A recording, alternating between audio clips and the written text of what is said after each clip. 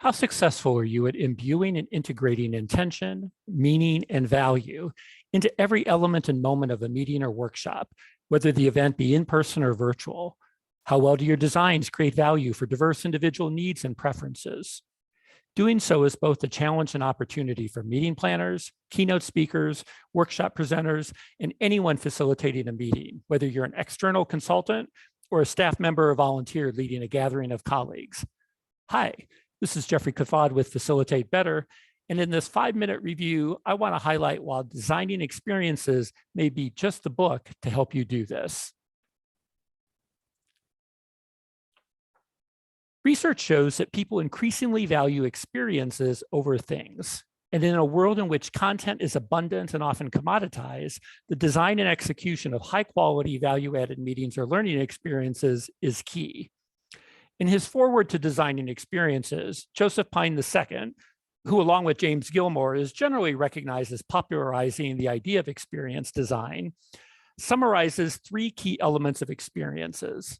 First, being intentional. Second, orchestrating elements. And third, designing time. Throughout the Designing Experiences book, Bob Rossmand and Matt Duerden take us on a deep dive into practical frameworks and approaches for each of these 3 elements, artfully moving from general to specific and back. Let's first look at a few highlights from the book. Experience design is the process of intentionally orchestrating experience elements to provide opportunities for participants to co-create and sustain interactions that lead to results desired by the participant and the designer. There's a lot in this definition, so let's unpack it briefly. Intentionally orchestrating, having clear intentions before we start to pay attention to any aspect of the design process and determining how we might orchestrate the value that we hope to create for diverse participants. Experience elements, looking at every element of the experience at both a macro and the micro level. Providing opportunities, remembering that diverse participants have diverse needs and preferences. And so we want to create a range of opportunities that allow them freedom of choice to select the ones that are going to matter most. And finally, co-creating and sustaining interactions.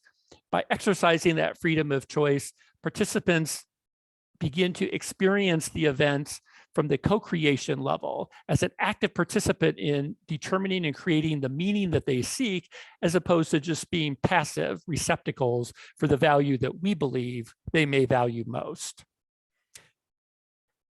The best experience designers are able to seamlessly switch between the big picture of experience maps and the details of each touch point, toggling between broad and macro to micro, tactical, and detail. For the big picture, the authors highlight 5 types of experiences and 5 attributes that apply to each. I think of this initial framework sort of as the Roman numerals in the outline of an essay, or in this case, the meeting or learning experience that you design. They provide a touchpoint template to help you drill down into some of the specific choices you wish to define each element of your meeting or workshop, helping you move from your overall intention to that granular attention to details. As they note, designers should make sure that all micro experiences receive the same degree of intentionality to provide uniform quality across the design experience. We've got to go beyond the Roman numerals and drill down into those A's and B's and 1s and 2s and little A's and B's. Driving that intention to details at the micro experience level helps ensure consistent quality. Instead of a meeting or workshop with lots of highs and lows, peaks and valleys, participants are able to ride a strong wave of enhanced value because of the intense design and the intentional design of the event. And I would suggest that when our designs are successful, participants often are completely unaware of how carefully orchestrated the large number of meaningful moments that they experienced. The book is divided into 3 main parts, starting broad and moving more specific throughout. Understanding experiences, the Experience Designer's Toolkit, and creating great experiences, enhancements, and examples. Each of these sections offers a variety of frameworks and templates to make the key concepts more understandable, as well as to facilitate your application of them to your own experience design efforts. The book is concise, just 179 pages. It retails for approximately $30, but you can usually find used copies online for a little bit less. My only criticism of the book, and it's a fairly significant one, is that it has a very dry and academic tone, reflecting perhaps the professorial nature of its two authors. But I still believe that the value of the content is worth putting up with what could have been a more approachable and reader-friendly voice. Let me leave you with 3 additional excerpts to perhaps entice your reading of the book. Designing a successful experience depends on engaging the right people as participants. It's also a marketing effort. We have to intentionally orchestrate our marketing initiative to attract the people for whom the experience, the design, and the opportunities that are going to be available will be most valuable, most meaningful, and most appealing.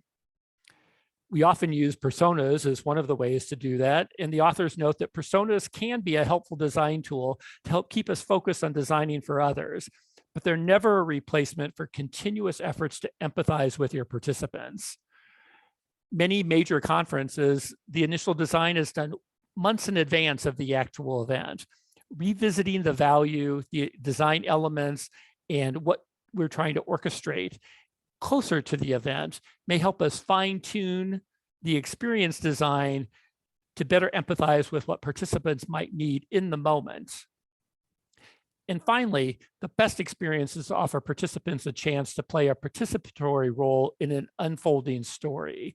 That freedom of choice, that engagement as co-creators that allow participants to feel like they're not in the passenger seat of this experience car that we're trying to drive, but they also have the ability to get behind the wheel and to personalize, customize, and make the experience something that they deeply value. You'll find more resource reviews at facilitatebetter.substack.com. And if I can help you build your competence to facilitate better discussions, decisions, and results, I'd be happy to do so. Find a contact link to reach me at facilitatebetter.com.